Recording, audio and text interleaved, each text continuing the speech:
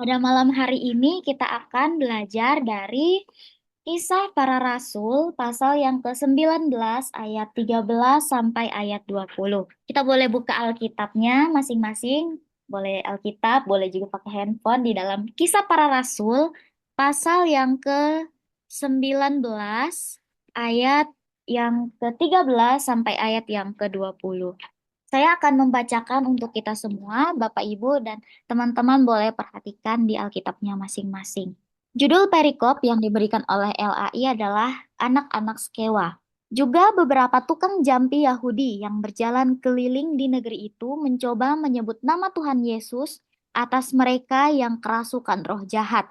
Dengan berseru katanya, "Aku menyumpahi kamu demi nama Yesus yang diberitakan oleh Paulus." Mereka yang melakukan hal itu ialah 7 orang anak dari seorang imam kepala Yahudi yang bernama Skewa. Tetapi roh jahat itu menjawab, "Yesus aku kenal, dan Paulus aku ketahui. Tetapi kamu, siapakah kamu?" Dan orang yang dirasuk roh jahat itu menerpa mereka dan menggagahi mereka semua dan mengalahkannya. Sehingga mereka lari dari rumah orang itu dengan telanjang dan luka-luka. Hal itu diketahui oleh seluruh penduduk Efesus, baik orang Yahudi maupun orang Yunani. Maka ketakutanlah mereka semua dan makin masyhurlah nama Tuhan Yesus. Banyak di antara mereka yang telah menjadi percaya datang dan mengaku di muka umum bahwa mereka pernah turut melakukan perbuatan-perbuatan seperti itu. Banyak juga di antara mereka yang pernah melakukan sihir, mengumpulkan kitab-kitabnya, lalu membakarnya di depan mata semua orang. Nilai kitab-kitab itu ditaksir 50.000 uang perak. Dengan jalan ini makin tersiarlah firman Tuhan dan makin berkuasa. Amin untuk pembacaan firman Tuhan. Pada malam hari ini, PA yang akan saya bawakan bertema kuasa nama Yesus mengalahkan kuasa kegelapan. Sebelum kita masuk ke dalam kisah anak-anak Skewa ini, kita akan lihat latar belakang dari konteks kisah para rasul 19 ayat 13 sampai 20. Latar belakang konteks dari kisah para rasul pasal 19 ayat 13 sampai 20 ini adalah di mana Efesus itu adalah kota kecil di provinsi Asia Kecil. Nah, di dalam kota ini itu sangat terkenal gitu ya budaya, agama, perdagangan, bahkan penyembahan terhadap dewa Artemis gitu ya. Dan masyarakat Efesus pada saat itu terlibat dalam okultisme, sihir dan berbagai praktik penyembahan berhala. Jadi dalam kota Efesus yang dikatakan dia adalah kota kecil tetapi di dalamnya sangat berkembang baik itu dalam budaya, agama, perdagangan bahkan penyembahan berhala pun menjadi suatu hal yang sangat umum terjadi di kota Efesus. Di dalam kota Efesus, pengusiran setan atau roh jahat itu merupakan praktek yang umum yang sangat sering dilakukan oleh orang-orang di sana. Di dalamnya ada banyak pengusir roh keliling yang memanfaatkan ketakutan masyarakat akan kekuatan roh-roh jahat. Di dalam masyarakat, ternyata Yesus sudah dikenal dan dipandang sebagai sosok dengan otoritas yang besar, terutama dalam mengalahkan kuasa kegelapan. Paulus juga dikenal karena pelayanannya yang sangat kuat dalam nama Yesus. Kalau kita lihat di ayat yang pertama sampai ayat yang ke-11, di sana diceritakan bagaimana si Paulus ini mengadakan banyak mujizat, hal-hal yang luar biasa dengan kuasa Yesus gitu ya, yang sudah diberikan kepada dia, yang dipercayakan kepada dia. Nah, di dalam kota Efesus yang sangat kecil ini, selain dari praktek umum okultisme, ternyata Yesus sudah dikenal juga dan dipandang sebagai sosok dengan otoritas yang besar. Jadi, ini adalah konteks latar belakang historis dan geografi yang terjadi di kota Efesus.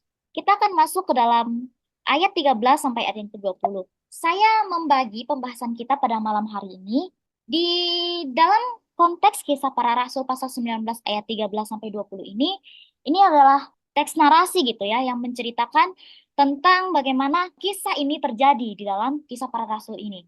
Di dalam kisah para rasul ini ada beberapa tokoh dibahas dan diceritakan di dalam ayat ini. Yang pertama ada tukang jampi Yahudi. Kita bisa lihat tukang jampi Yahudi menyebut nama Tuhan Yesus atas mereka yang kerasukan roh jahat. Dia mengatakan, "Aku menyumpahi kamu demi nama Yesus yang diberitakan oleh Paulus." Kita bisa lihat di ayat yang ke-13, di mana tukang jampi Yahudi mencoba menyebut nama Tuhan Yesus untuk menyembuhkan orang yang kerasukan roh jahat. Jadi mereka berinisiatif gitu ya, punya inisiatif yang tinggi untuk menyembuhkan, tapi mencoba menggunakan nama Yesus. Kemudian tukang jampi Yahudi ini adalah 7 orang anak dari seorang imam kepala Yahudi yang bernama Skewa. Kita lihat di ayat yang ke-14. Nah, tetapi kita lihat respon dari si roh jahat ini ketika si tukang jampi Yahudi menyebut nama Tuhan Yesus untuk berusaha mengeluarkan dia gitu ya dari dalam orang yang dirasukinya. Roh jahat ini jawab apa? Katanya, Yesus aku kenal dan Paulus aku ketahui, tapi kamu, siapakah kamu? Gitu. Roh jahatnya bertanya-tanya gitu ya, siapa kamu? Gitu ya.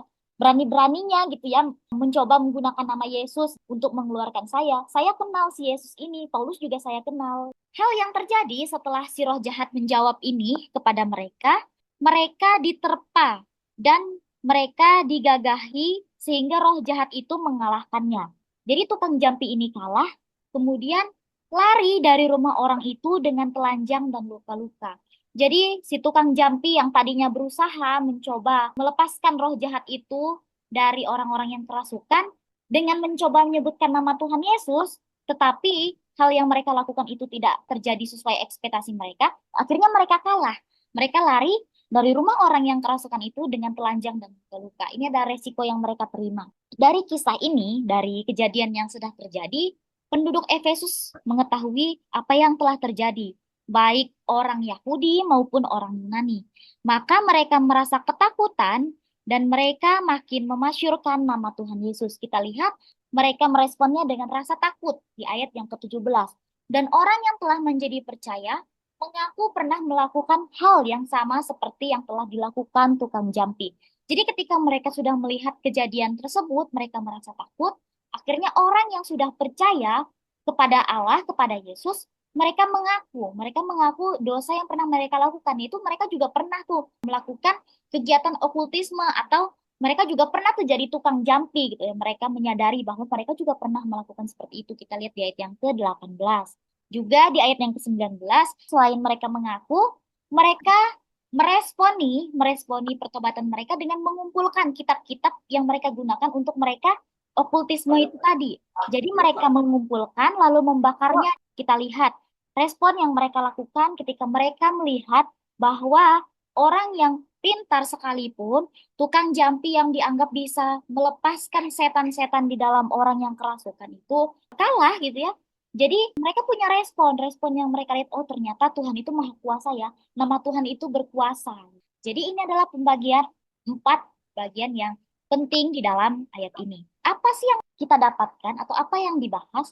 Di ayat yang ke-13, juga beberapa tukang jampi Yahudi yang berjalan keliling di negeri itu mencoba menyebut nama Tuhan Yesus atas mereka yang kerasukan roh jahat dengan berseru katanya, aku menyumpahi kamu demi nama Yesus yang diberitakan oleh Paulus. Kita lihat di ayat yang ke-13 bahwa kuasa nama Yesus itu sangat besar ya. Nama Yesus dikenal sebagai nama yang berkuasa untuk menyembuhkan dan mengusir roh jahat. Namun, nama itu tidak boleh digunakan sembarangan. Penggunaan nama Yesus tanpa hubungan iman adalah penyalahgunaan spiritual. Selain kuasa nama Yesus, di sini juga memberi nasihat kepada kita tentang iman yang sejati. Bagaimana kuasa dari nama Yesus itu hanya bekerja efektif bagi mereka yang benar-benar percaya dan memiliki hubungan pribadi dengan Kristus. Ini mengajarkan bahwa iman harus lebih dari sekedar formalitas atau ritual, tapi harus bersumber dari keyakinan yang sejati. Kita lihat kata mencoba. Kalau diartikan kata mencoba ini artinya berusaha cari tahu gitu ya, melakukan hal yang baru gitu ya.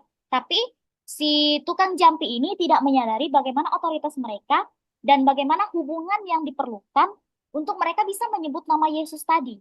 Kita kembali ke ayat yang ke-11. Mengapa sih mereka tuh mau mencoba? Mengapa mereka tuh punya pikiran atau inisiatif untuk mencoba menggunakan nama Yesus? Di ayat yang ke-11 kita lihat karena mereka melihat bahwa Paulus mengadakan mujizat yang sangat luar biasa. Bahkan pada saat orang membawa sapu tangan atau kain yang pernah dipakai oleh Paulus dan meletakkannya di atas orang sakit, maka lenyaplah penyakit mereka dan keluarlah roh-roh jahat. Jadi mereka kagum gitu ya melihat, wah Paulus ini cuman dengan meletakkan kain atau sapu tangan aja di atas orang sakit, orang lain tuh bisa sembuh gitu. Mungkin saja kami sebagai praktek jampi Yahudi gitu ya, orang yang mempraktekkan okultisme atau mempraktekkan penyembuhan itu tadi bisa saja menyembuhkan orang lain dengan menyebutkan nama Yesus gitu. Mungkin dalam pola pikir mereka seperti itu. Tetapi ternyata yang mereka pikirkan itu salah. Itu malah menjadi bentuk penyalahgunaan nama Yesus karena mereka tidak punya iman atau otoritas dari Allah. Tidak seperti Paulus yang diberi otoritas, yang dipercayakan Allah untuk bisa menyembuhkan orang lain.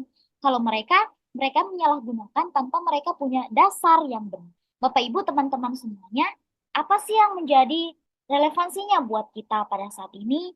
Jangan menyebut nama Tuhan dengan sembarangan. Kenapa? Karena nama Tuhan adalah nama yang kudus. Nama Tuhan punya kuasa, Bapak Ibu.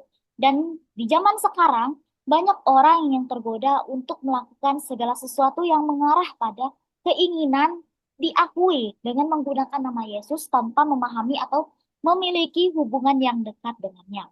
Zaman modern sekarang, tentunya ada banyak sekali hal-hal yang berusaha merusak gitu ya, kekristenan, merusak iman Kristen kita, di mana banyak orang atau banyak oknum yang menggunakan nama Yesus dan simbol kekristenan tanpa memiliki hubungan yang pribadi dengan Tuhan.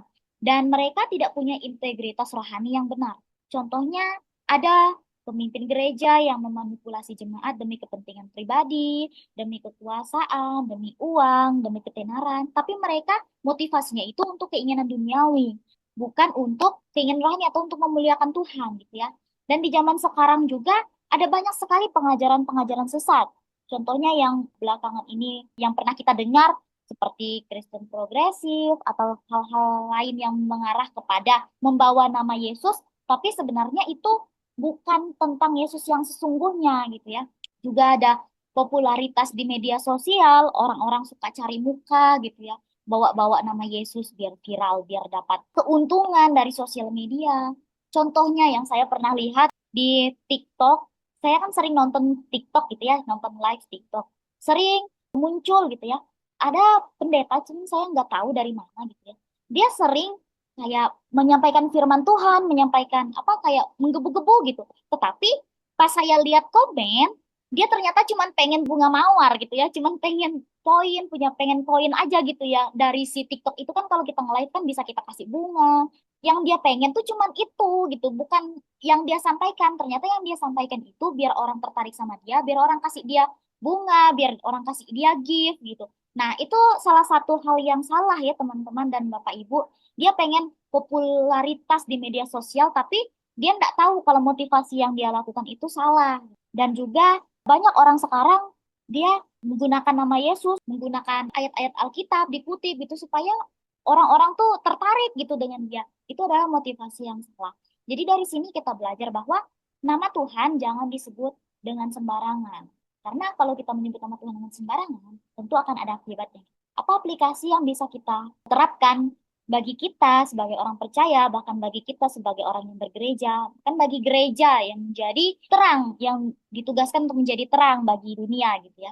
Untuk kita, gereja sangat berperan penting untuk mengingatkan jemaat bahwa hubungan yang sejati itu hanya dengan Kristus. Melalui apa? Melalui iman, melalui HPDT atau hubungan pribadi dengan Tuhan, dan melalui kehidupan yang taat. Nah, itulah yang akan menjadi kunci supaya kita punya kuasa dan mengalami penyertaan Tuhan. Iman tidak bisa hanya sekedar formalitas atau rutinitas religius. Misalnya kita menganggap bahwa doa kita itu tiap hari kita lakukan, atau pembacaan firman kita lakukan itu sudah kita katakan bahwa iman saya sudah tumbuh karena itu gitu ya. Tidak bisa, tapi bukan hanya formalitas gitu ya, tapi kita harus menjadikan suatu yang hidup dan nyata gitu. Bukan cuma sekadar kita doa, kita ini segala macam, tapi tunjukkanlah dalam kehidupan kita yang nyata gitu ya. Ini menjadi pelajaran buat kita bersama-sama bagaimana kita selektif gitu ya juga mengkonsumsi media sosial karena di media sosial tidak semuanya benar dan di media sosial juga tidak semuanya disampaikan itu bisa kita telan mentah-mentah gitu karena ada juga beberapa oknum yang menyalahgunakan media sosial buat mengubah pola pikir kita gitu. Jadi kadang kita bisa terpengaruh karena media sosial. Jadi tadi jangan menyebut nama Tuhan dengan sembarangan dan selektiflah dalam menentukan tindakan yang akan kita lakukan. Kita punya iman yang tidak hanya sekedar formalitas, tapi punya iman yang bisa kita tunjukkan gitu ya, menjadi kesaksian yang hidup dan yang nyata. Itu untuk ayat yang ke-13. Selanjutnya, di ayat yang ke-15, di sana dikatakan, tetapi roh jahat itu menjawab, Yesus aku kenal dan Paulus aku ketahui, tetapi kamu, siapakah kamu? Ini hal yang menarik tentunya Bapak Ibu ya. Roh jahat aja bisa bertanya gitu ya, siapakah kamu? Tanya sama si jampi-jampi tadi, tukang jampi-jampi tadi, siapa kamu? Saya tidak kenal sama kamu gitu ya. Ini menjadi hal yang sangat menarik karena roh jahat itu sungguh mengenali otoritas Bapak Ibu dan teman-teman. Roh-roh jahat mengetahui dan menghormati otoritas Yesus dan Paulus yang memiliki hubungan sejati dengan Allah. Kemudian, kuasa rohani membutuhkan hubungan dengan Kristus. Mereka yang tidak memiliki hubungan dengan Kristus tidak memiliki otoritas rohani atas roh jahat. Jadi, di dalam ayat yang ke-15 ini, roh jahat itu menentang gitu ya, menentang ketika si tukang jampi ini mau mengeluarkan mereka dari dalam tubuh orang yang kerasukan. Roh jahat sangat tunduk gitu ya kepada otoritas yang datang daripada Yesus Bapak Ibu. Jadi hamba Tuhan, rasul yang diberi kuasa oleh Tuhan, itu sangat dihormati lah istilahnya gitu oleh roh-roh jahat itu. Mereka mengetahui. Oleh sebab itu, pentingnya bukan hanya kita sekedar menyebutkan, tapi penting juga kalau kita itu punya otoritas hubungan yang berasal dari Tuhan. Jadi ketika kita ingin menyebutkan tadi, kita harus pikir dulu gitu, kita punya otoritas nggak buat menyebutkan hal itu, untuk menyebutkan nama Tuhan khususnya gitu ya. Dan roh jahat itu hanya tunduk pada otoritas Kristus. Dan hubungan yang sejati dengan Tuhan itu adalah sumber kekuatan dan otoritas rohani. Jadi aplikasinya dalam kehidupan kita, pemimpin gereja perlu hidup dalam kedekatan dengan Tuhan dan memiliki integritas rohani. Otoritas gereja dan pemimpin gereja harus didasarkan pada iman, kehidupan yang kudus, dan pengabdian kepada Tuhan, bukan hanya sekadar posisi formal. Dan pemimpin yang otentik adalah mereka yang menunjukkan buah dari hubungan mereka dengan Tuhan dan dapat menjadi teladan. Kalau kita lihat di ayat yang sebelumnya, ayat yang ke-14, di sana kan dikatakan, mereka yang melakukan hal itu ialah 7 orang anak dari seorang imam kepala Yahudi yang bernama Skewa. Kalau kita telusuri lagi atau kita perhatikan, ini kan bapaknya mereka kan namanya Skewa. Kemudian bapaknya adalah imam kepala Yahudi. Kalau di dalam Alkitab, imam kepala Yahudi ini tentunya orang yang sangat dihormati. Namanya imam. Imam orang yang dipercayakan oleh Tuhan untuk memimpin, ya, memimpin suatu bait suci gitu ya, yang bekerja di bait suci, gitu ya. Dan dia disebutkan di sini adalah kepala gitu ya. Kepala berarti dia yang punya otoritas tertinggi di dalam bait suci itu. Ya. Tetapi kita lihat kalau bapaknya imam, kenapa anak-anaknya bisa jadi tukang jampi gitu ya? Kita lihat di dalam konteks budaya mereka, gitu ya. Konteks budaya mereka tadi kan mereka terpengaruh sama keagamaan Yunani. Jadi mereka sudah tercampur. Agama Yahudi sama agama Yunani itu kan sudah tercampur, di mana agama Yahudi yang memegang teguh hukum Taurat dicampur dengan agama Yunani yang kebanyakan membawa kebudayaan dewa-dewa, membawa penyembahan berhala gitu ya. Apalagi pada saat itu orang-orang Yahudi itu dibuang dalam pengasingan gitu ya. Jadi bisa jadi mereka terpengaruh oleh si kebudayaan Yunani ini tadi. Kemudian bisa jadi juga Skewa ini adalah imam kepala Yahudi yang tidak terkenal, gitu ya. Maksudnya yang dia tidak melayani di Bait Suci Yerusalem, tapi dia melayaninya pada saat mereka berada di dalam pengasingan atau pembuangan.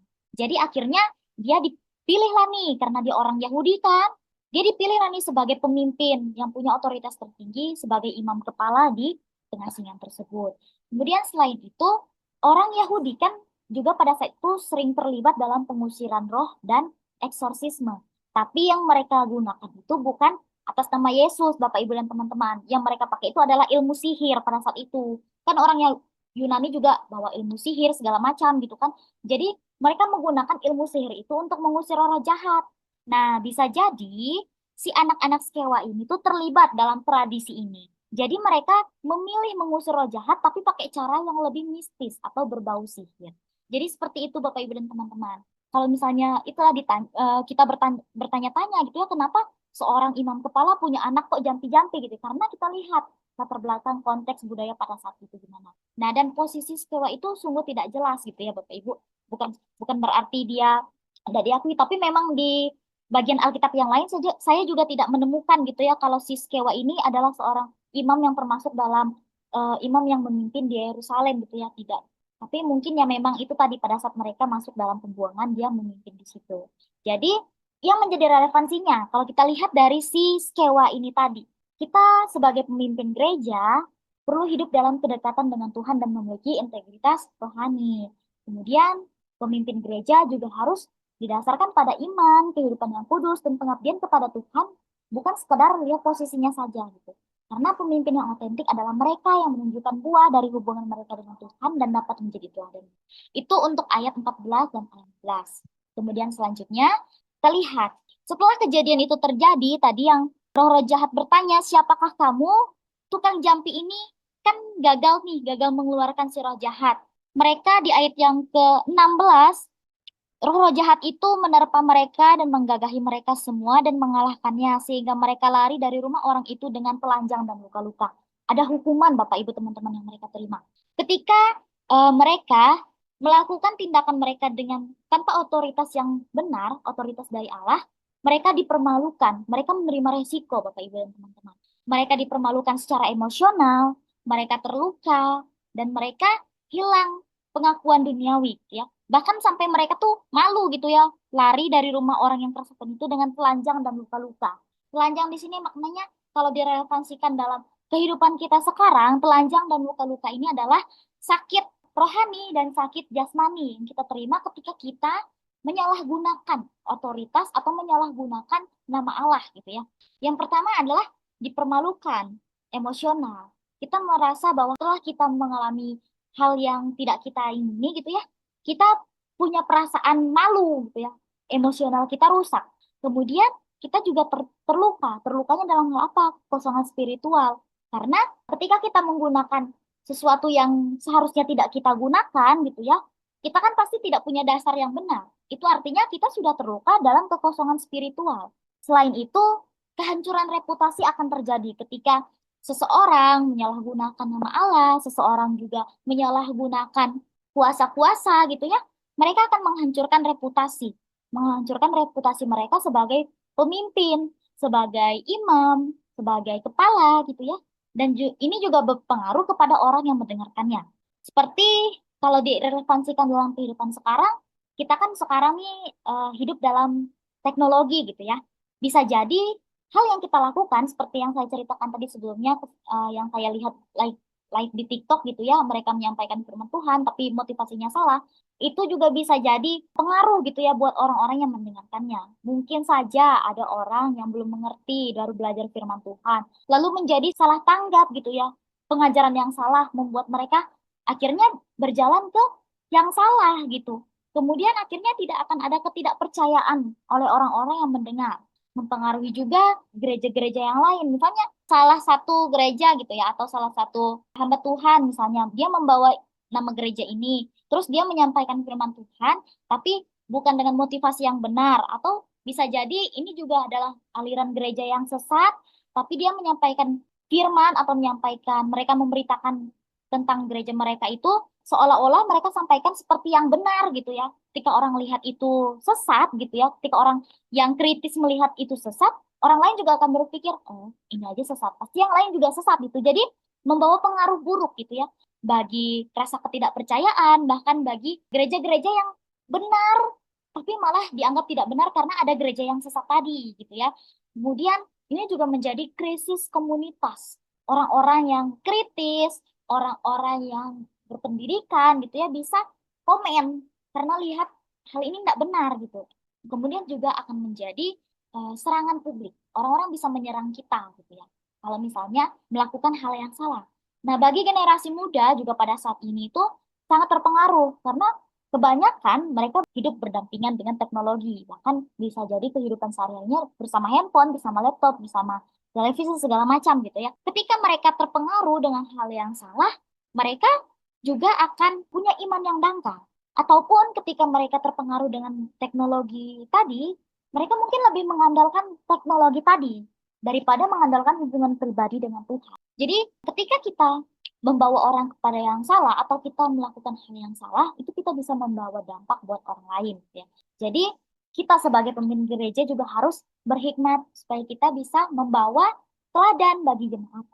Nah, kemudian selanjutnya setelah kita lihat hukuman yang diterima oleh si tukang jampi Yahudi tadi, kita lihat ini ada juga keuntungan yang dirasakan oleh si jemaat di Efesus atau orang-orang di Efesus. Kita lihat di ayat yang ke-17 sampai ayat yang ke-20, di mana di sana diceritakan bahwa penduduk Efesus, baik orang Yahudi maupun orang Yahudi, mereka ketakutan, mereka memasyurkan nama Tuhan, bahkan mereka yang sudah menjadi percaya, mereka mengaku bahwa mereka juga pernah melakukan dosa yang sama.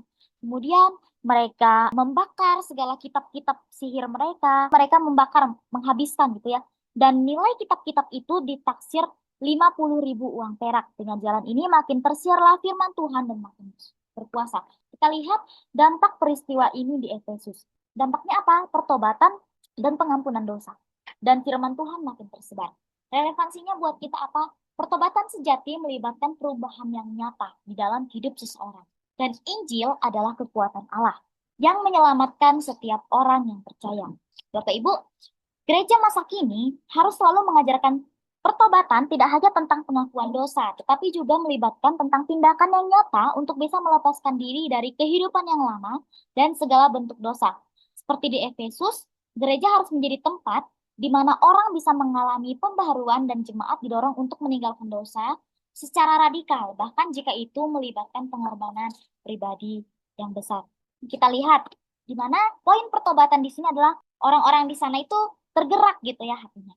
Kalau kita lihat di sini yang menarik adalah di ayat yang ke-19, di mana banyak juga di antara mereka yang pernah melakukan sihir, mengumpulkan kitab-kitabnya lalu membakarnya di depan mata semua orang.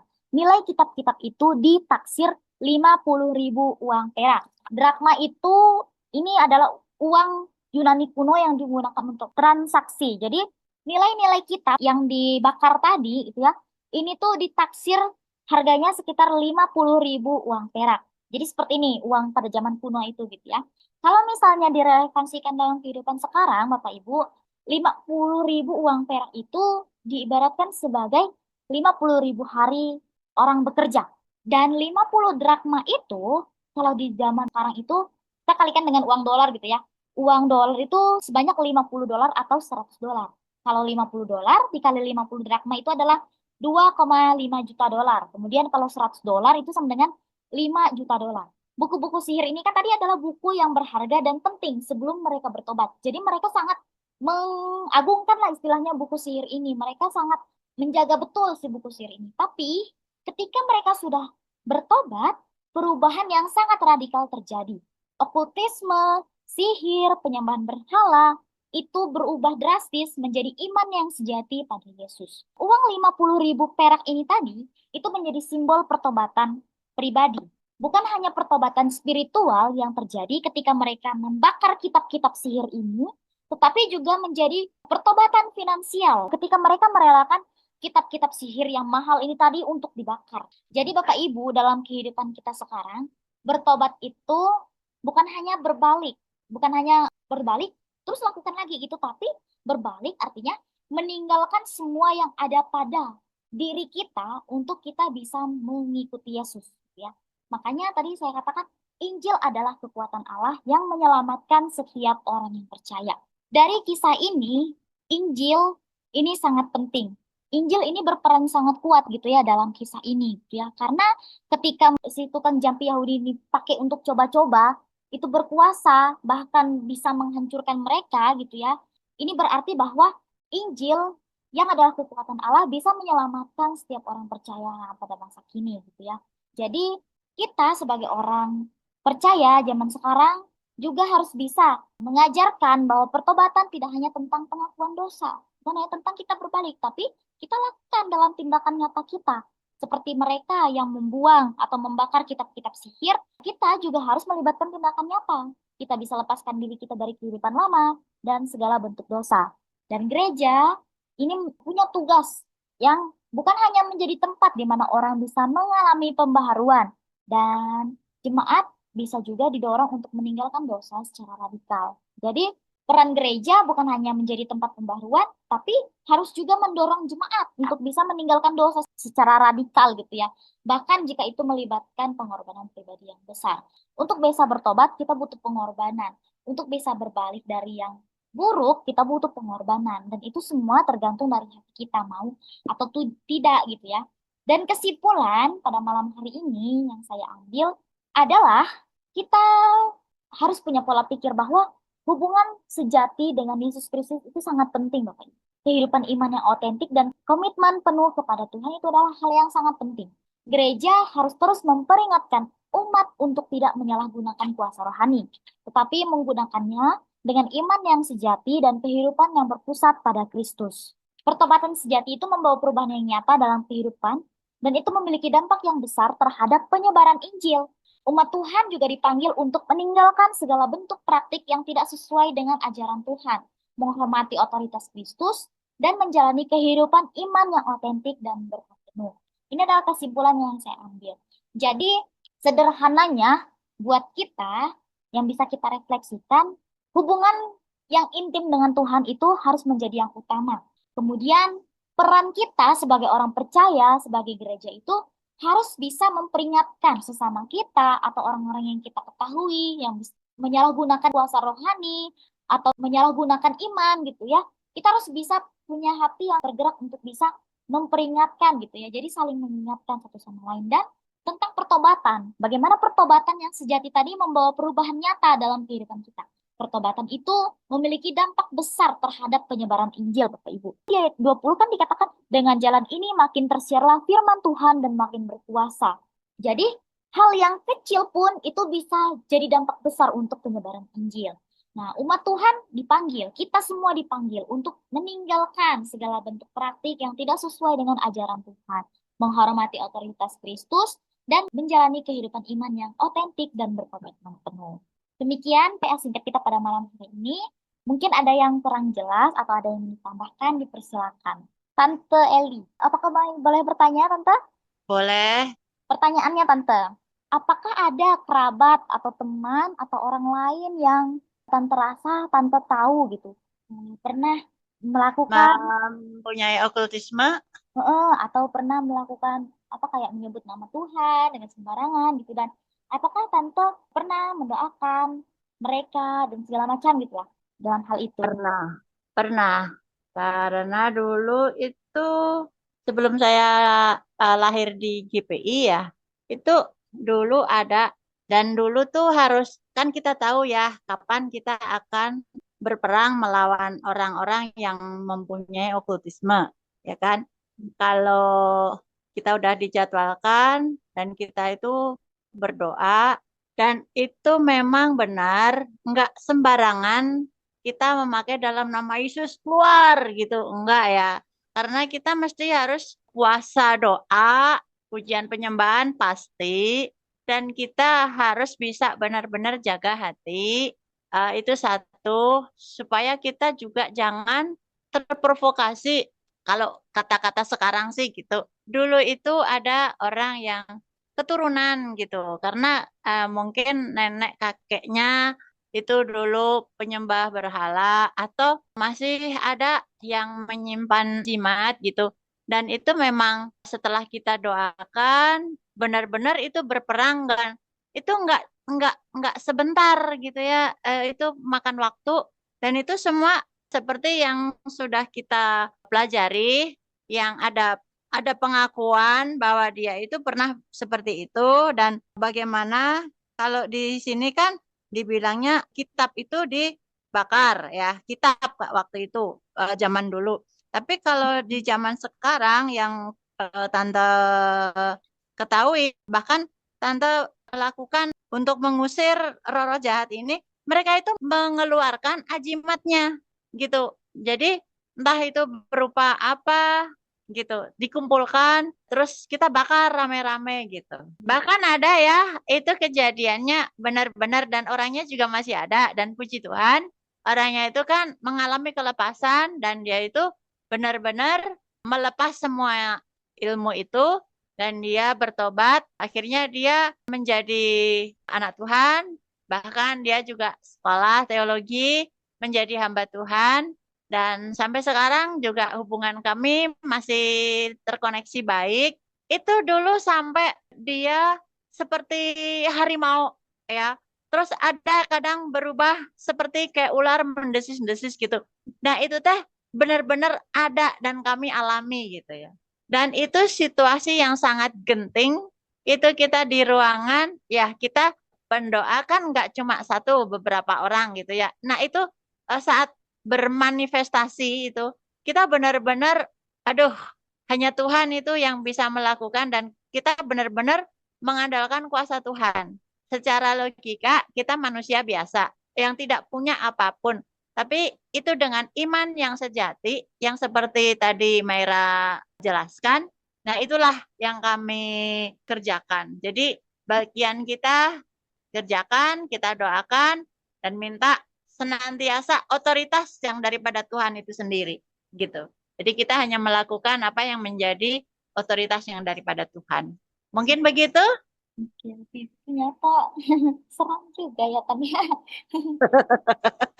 Serem, seru. Tapi setelah itu endingnya, aduh kita benar-benar luar biasa. Karena kalau di GPI apa namanya ya, saya nggak ngerti karena saya nggak pernah ikutan pelajaran di GPI. Cuman dulu kalau di Abalov itu ada gitu ya kelepasan untuk ini orang-orang yang pernah mengalami dan masih punya gitu tuh dulu ada gitu. Banyak sih kisahnya. Maaf jadi ngelantur. Halo, Halo, Ibu. Salam, Cici. malam. Saya jadi tertarik dengan kata-kata tante. Sebenarnya Abalov dan GPI mah nggak beda lah ya. Toh, Heeh. Edi Leo dan Samiton plus Budi Setiawannya juga belajarnya ke Siapin. Pelepasannya juga Iya, belajarnya dari Om Tan. Jadi, betul. pelajaran yang mereka ya dapat ya dari pendiri GPI sendiri. Iya, Cuman cuman mungkin, karena saya tuh belum ke gereja GPI, jadi saya tuh nggak ngerti gitu kan.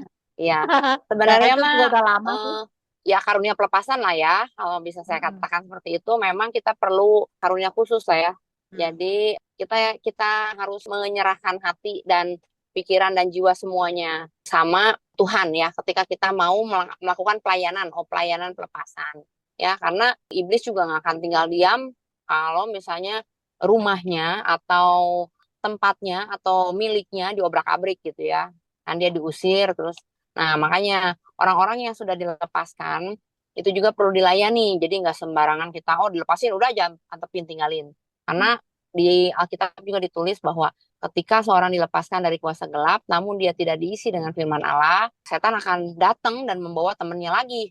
7 biji, makanya si orang itu bakal lebih jahat dari sebelumnya. Makanya orang-orang yang sudah menerima pelayanan pelepasan seharusnya ada bimbingan juga ya. Jadi jangan dibiarkan begitu saja. Itu satu. Hmm, Yang kedua, kitanya juga sebagai para pelayan-pelayan yang melakukan pelayanan pelepasan juga selalu mempersiapkan diri.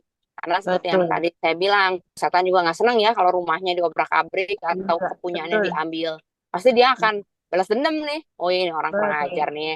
Nah, dan seperti pada saat setan mencobai Yesus, itu juga yang dia lakukan sama kita. Dia selalu menunggu waktu yang tepat ya. Jadi kitanya harus selalu waspada bahwa anytime setan bisa menyerang kita. So, kitanya harus selalu waspada, every time harus selalu mempersiapkan diri, selalu aware. Karena enggak, setan menyerang kita pasti siapapun kita lah ya. Enggak yang kecil, enggak yang besar, enggak yang pendeta, enggak yang jemaat biasa atau siapapun.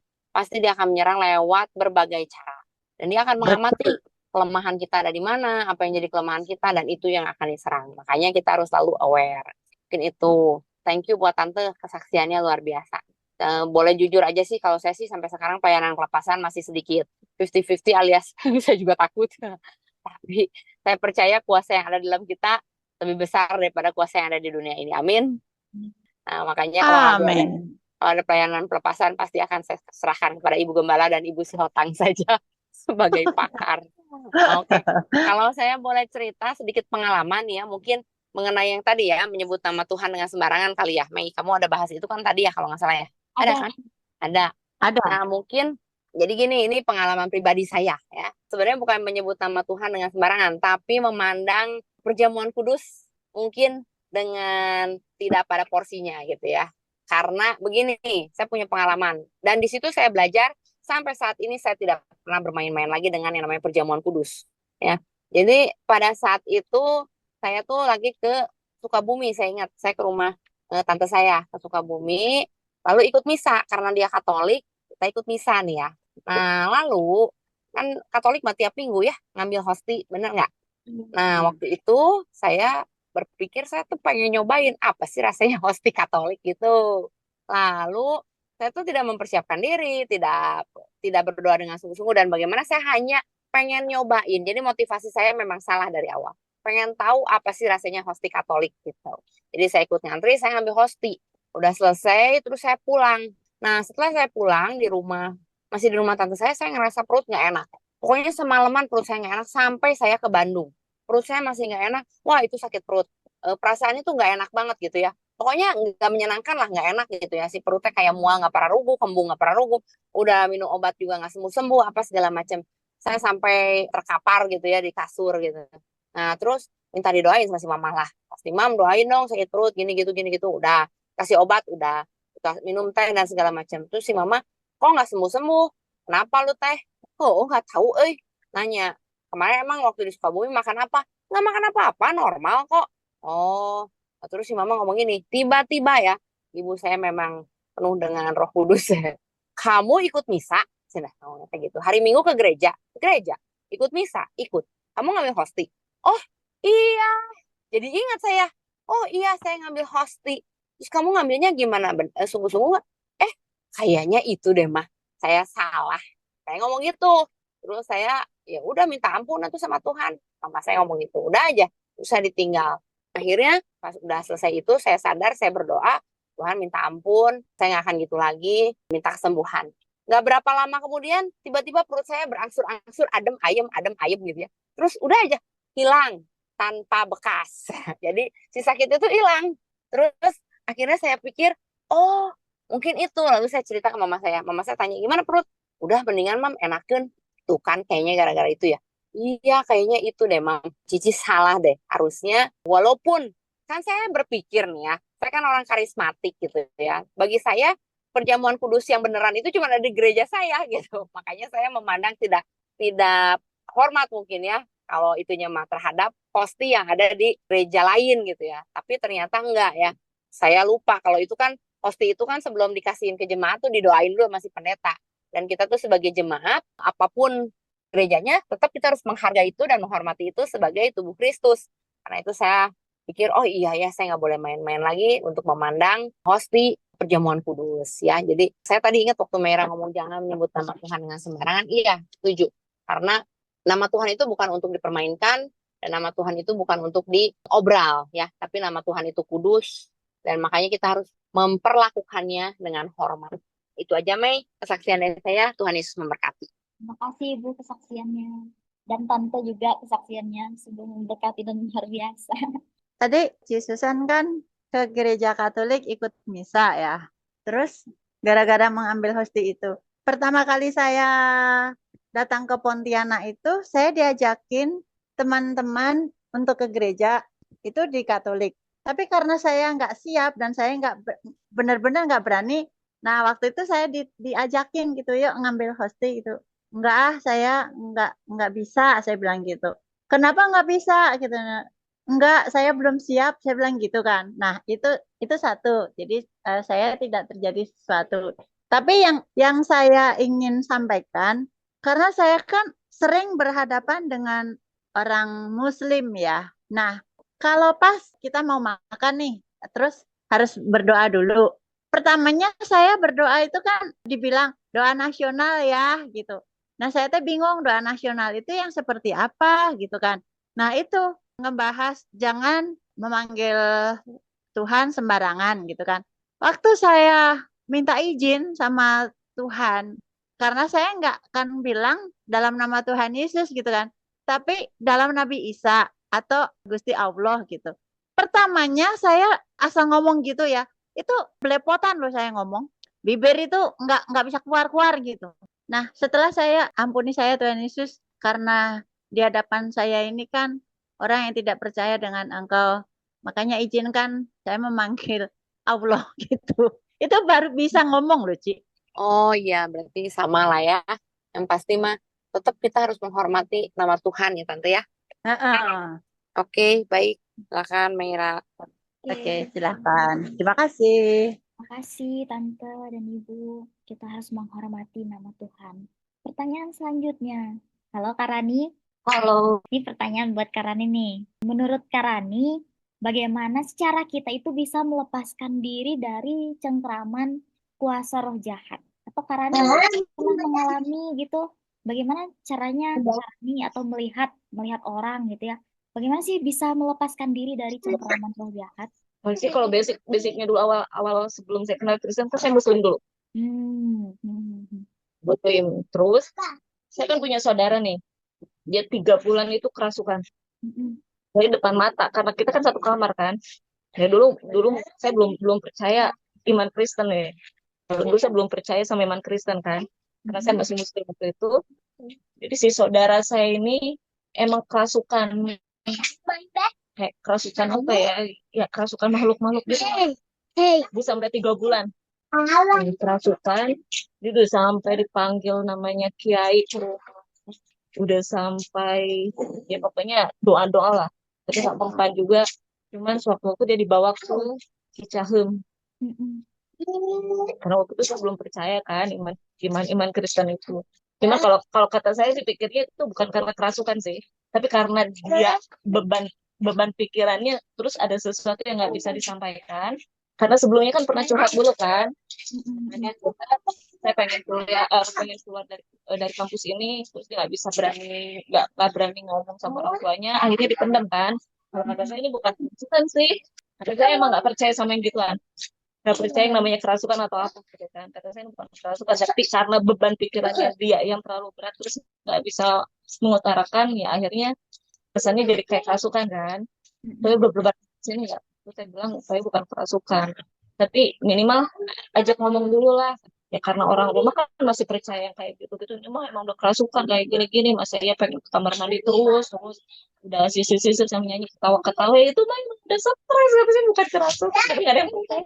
Ya udahlah, terserah, didoain aja dia masih bisa ketawa-ketawa gitu, kayak ngeledek gitu. Ya gitu sih kalau misalkan dia jalanin, kita ngejalanin ibadah gitu kan, tapi kalau masih tetap bisa kerasukan aja tuh, saya juga maksudnya logika saya nggak masuk ke gitu, dibawa ke Cicahem.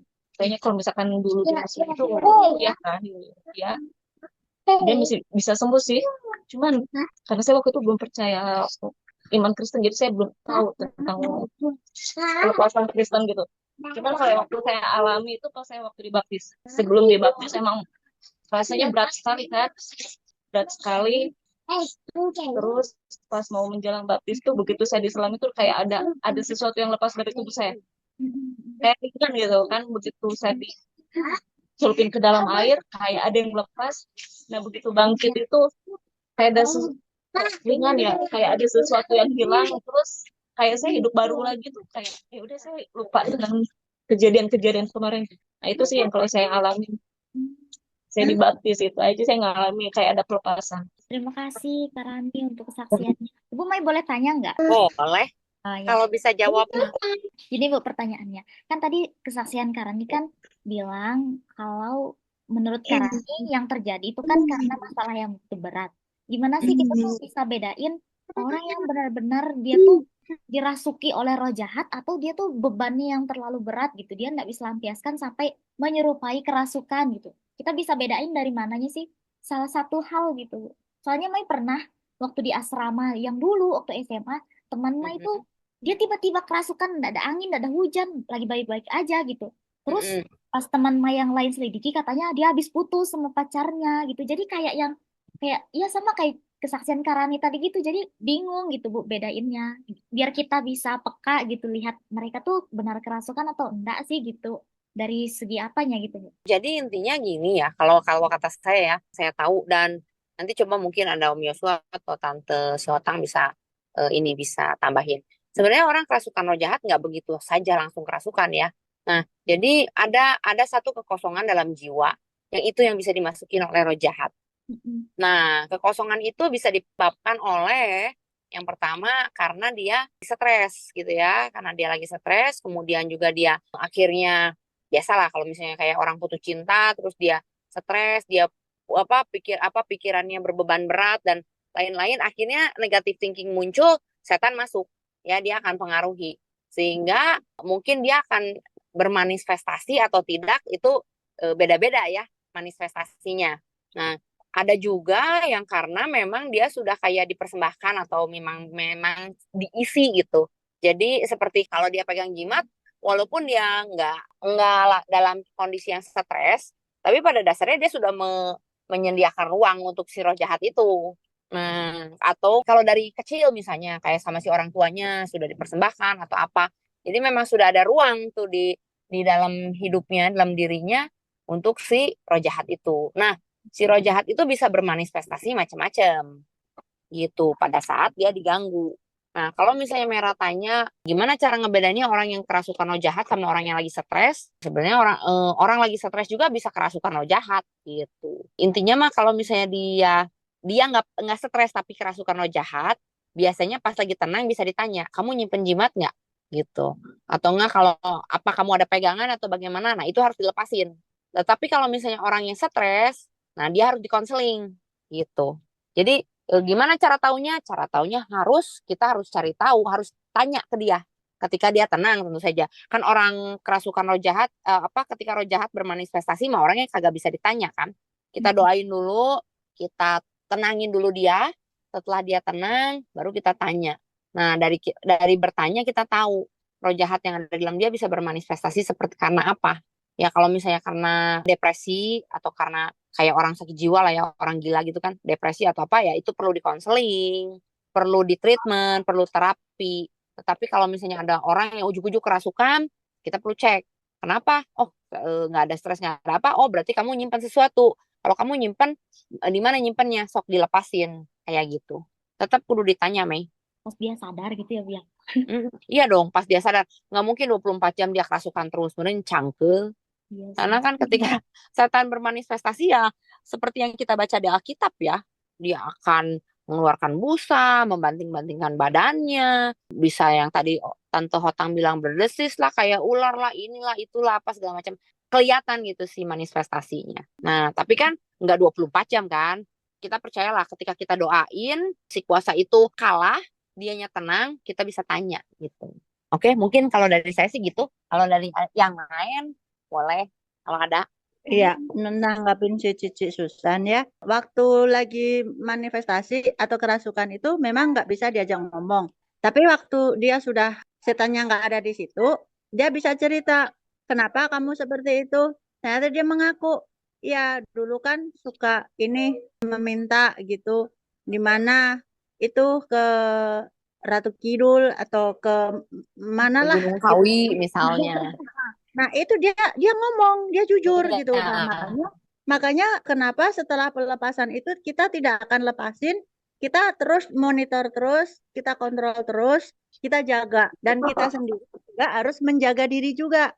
Jangan sampai yang sudah dilepaskan dan kita kan hanya berdoa. Orang itu juga yang harus berani melepaskan karena dialah yang punya rumah gitu. Jadi kita kan yang iniin gitu ya ngomporin tapi secara ininya mah pribadinya juga harus bisa melepaskan gitu. Jadi kita juga harus punya tameng, kita juga harus tetap konsisten untuk memantau, kita juga membentengi diri sendiri karena kalau enggak seperti yang tadi Cici udah singkap tadi roh jahat itu akan menyerang kita, menyerang balik dan itu akan lebih dahsyat lagi gitu. Sekalipun kita yang berdoa lah istilahnya gitu ya yang memerangi gitu. Dan ini nggak jauh ya dari Om Hotang dulu kan pernah ya waktu itu dia bersaksi cerita nggak bisa dibaptis, nggak bisa dicelupin, nggak bisa ditenggelamin gitu kan. Nah tapi setelah dia melepaskan diri, Om Hotang, Om Hotang dulu kan di ini sama Bulang. Kan dulu kan Om Hotang kan punya ajimat gitu. Terus sudah dikeluarin. Tapi waktu mau dibaptis kan nggak bisa dicelupkan, nggak bisa ditenggelamkan di kolam renang itu. Nah, setelah Om Hotang sendiri melepaskan semuanya dan menerima Tuhan Yesus untuk menjadi juru selamatnya, baru bisa ditenggelamkan kan, baru bisa dibaptis. Oh, ya. Ya mungkin saya nggak ngikutin ceritanya, maaf. Ya, itu seperti kayak gitulah. Terus kenapa orang bisa kerasukan? Masih ada kaitan, masih keluarga. Itu kenapa dia itu stres berat yang nggak bisa lagi terutarakan pikirannya semuanya pokoknya mah ngeblank aja. Nah, itu masuk roh opungnya gitu ya.